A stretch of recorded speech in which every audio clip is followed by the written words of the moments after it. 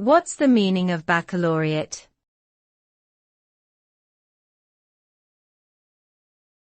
Baccalaureate.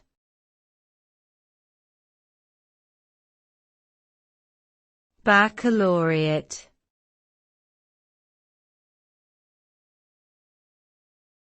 Baccalaureate.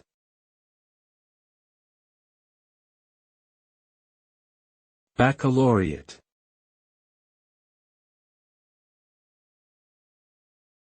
Baccalaureate refers to an academic degree awarded by colleges and universities, typically after completing a 4-year undergraduate program.